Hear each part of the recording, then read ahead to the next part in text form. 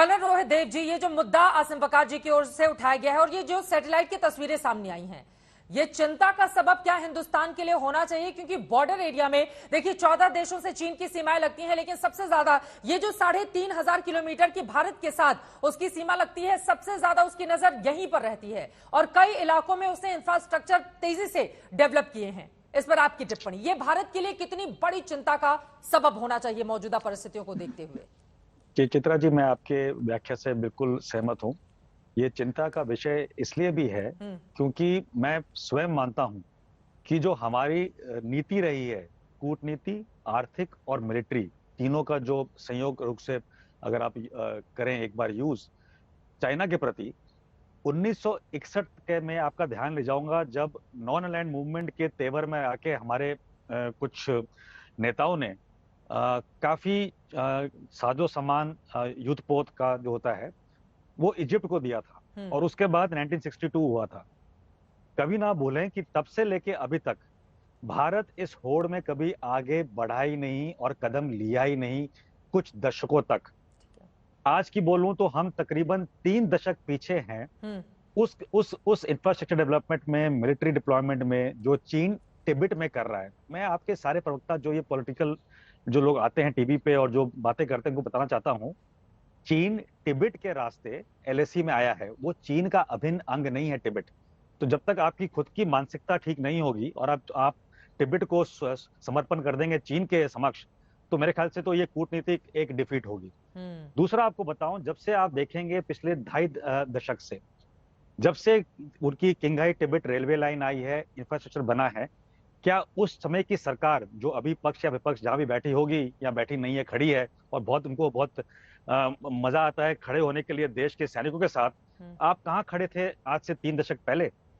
ये जो चुनौतियां थी ये इससे ज्यादा थी, अभी सामने उभर के इसलिए आ रही हैं क्योंकि अभी एक कॉन्टेस्ट हो रहा है। मैंने बहुत ही स्पष्ट रूप में बोला था डोकलाम के बाद कि आज से आने वाले 10 से 12 साल जो भी सरकार रहे देश में, अगर उन्होंने एलएसी के ऊपर इंफ्रास्ट्रक्चर डेवलपमेंट नहीं किया, चाहे वो समर्स हो चाहे विंटर्स हो, अगर उन्होंने अपनी फोर्सेस पाकिस्तान के थिएटर से एलएसी के थिएटर में समर्स में शिफ्ट नहीं की, भारत को काफी खामियाजा भुगतना पड़ेगा। और मेरे को बहुत खुशी है कि जो भी सरकार है, मैं कोई व्यक्ति विशेष सरकार की बात नहीं कर रहा, जो आज की सरकार है जी। और मैंने 2014 जुलाई जब मैं बारामूला में होता था, तब उस टाइम पर लेट श्री जेटली जी हमारे थे डिफेंस मिनिस्टर, जो आए थे हमारे सामने, एक जूनियर कमीशन ऑफिसर जेसीओ थे, सिख या सिखलाई यूनिट थी, सामने पाकिस्तानी बंकर था। तब से मुझे पता है कि किस तरह से ये बातचीत शुरू हुई है कि हाथ बंधे हुए हैं, किसी को शक ना हो। हाथ बंधे होने का मतलब ये नहीं है कि कोई फौजी आदमी के हाथ फिजिकली बांध देगा, बट जो सपोर्ट सिस्टम होना चाहिए, जो साजो सामान का सपोर्ट सिस्टम, जो स्टॉकिंग का सपोर्ट सिस्टम और जो खुली छूट मिलनी चाहिए एक एलसी पे या एलएसी पे कार्रवाई करने के लिए, मैं समझता हूं कि वो छूट मिली है। और तभी आपने गलवान के बाद, और ये जो लोग बोलते हैं सरकार किसी की नहीं सुनती, मैं तो एक बहुत तुच्छ प्राणी हूं, एक आम नागरिक हूं इस देश का। मेरे से भी कुछ पूछा गया था गलवान के बाद और मैंने 19 सलाह दी थी, और मैं आपके टीवी पे आज खुलासा करना चाहता हूं, 18.5 सजेशंस हैव बीन इम्प्लीमेंटेड।